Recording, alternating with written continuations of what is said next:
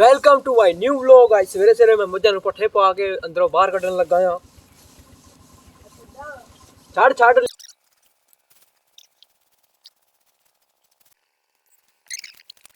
जी मझां लगे ने बांध तो नत्थ के ठार तो नत्थ सेकन लगे हैं। तो धुआं बड़ा धमाई खड़ा ताया मेरा तो मैं अग बाल ला तो धुआं तो मारता सारा।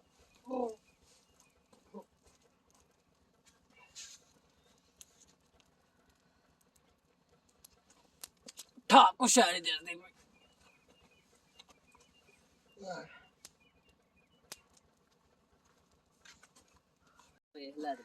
लो जी डंगर आप लैने बंद तो आप लैन चोन लगे हैं। डंगर लैन लगे नहीं है साढ़े तो मसाला पाता।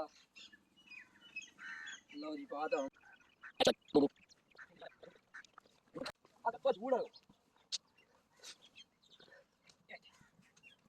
वो था ना लिया लिया है।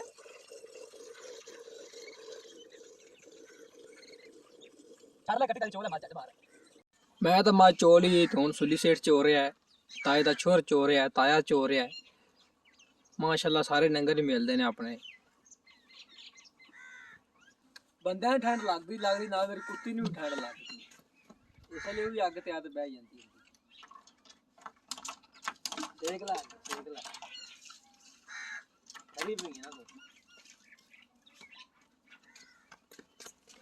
वो सारे चौन लगे ने बज्जा तो मैं कर लगा नाश्ता मकई दी रोटी ते नाल साग ते नाल मक्खन ते नाल लस्सी ते नाल बिस्मिल्लाह रहमान रहीम।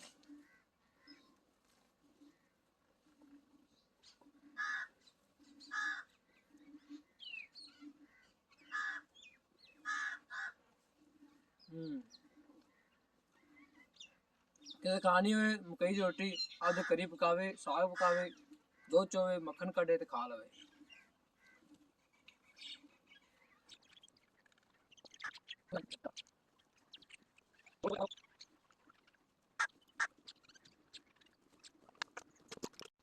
लो जी नाश्ता कर लिया तो मैं चाह पींदा पिया ते हुण मैं चाह पी के छुट्टी लेना आ ते दो इजाजत मैनू क्योंकि मैं रहना पार ते मेरा नैट कोनी फास्ट इन्ना ते जेह्ड़ी भी एड्डी लम्मी वीडियो सट लवे नैट ते इसलिए जिन्नी वीडियो वेख के उम्मीद करा तुहानू चंगी लगी होवे दी ते सबसक्राइब करो मेरा ऑफिशियल यूट्यूब चैनल पिंड प्रवाद प्रोडक्शन ते लाइक करो ते कमेंट करो।